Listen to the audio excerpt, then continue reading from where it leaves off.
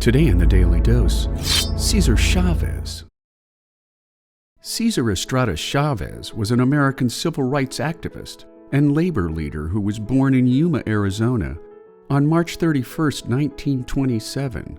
And when the Chavez family lost their Arizona farm during the Great Depression, they moved to Northern California in search of new opportunities. Lacking capital or many options, the Chavez family became migrant farm workers, and to help support his family, Cesar dropped out of school at the 8th grade to work in the fields of the San Joaquin Valley. Cesar joined the Navy right after World War II, which did much to open his eyes to a larger worldview. After his honorable discharge, Cesar returned to the fields, soon becoming a grassroots leader for a Latino civil rights group.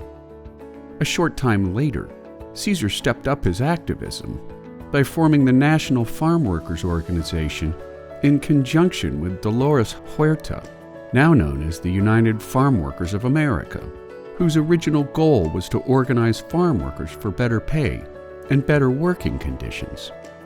Cesar believed passionately that the movement he founded had to be more than a union that worked solely to improve wages, hours, and working conditions.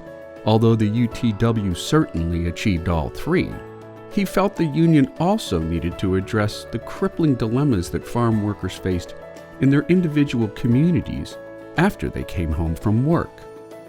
Most farm workers were poor, leaving them little access to good housing, healthcare, or education, and to achieve improvements in these areas, Chavez was adamant about using nonviolent tactics as a means of negotiation with corporate farm owners. While the union was still in its infancy, UFW embarked upon one of the most influential boycotts in U.S. history, inspiring a consumer purchase boycott on all California table grapes sold in grocery and liquor stores across the nation.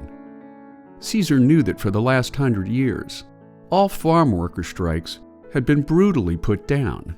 So what Cesar needed to do was to take the fight out of the fields, where the odds were stacked against the farm worker, and move the fight to the cities, where farm workers at least stood a chance of gaining public sympathy and support for their cause.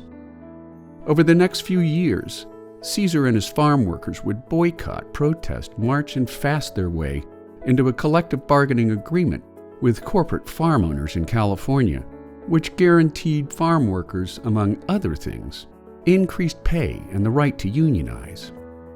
In later years, Cesar's commitment to social justice went far beyond the farm worker, when in the 1960s he became a strong opponent to the Vietnam War, while in the 1970s he became an early and quite vocal supporter of gay rights, which in many instances didn't sit well with his original farm worker constituency.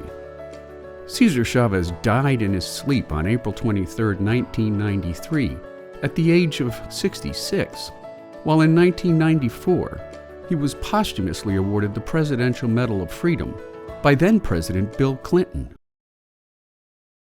And there you have it, the life and activism of Cesar Chavez, today on the Daily Dose. If you like learning something new every day, subscribe to the Daily Dose on YouTube, or sign up for emails at dailydosenow.com.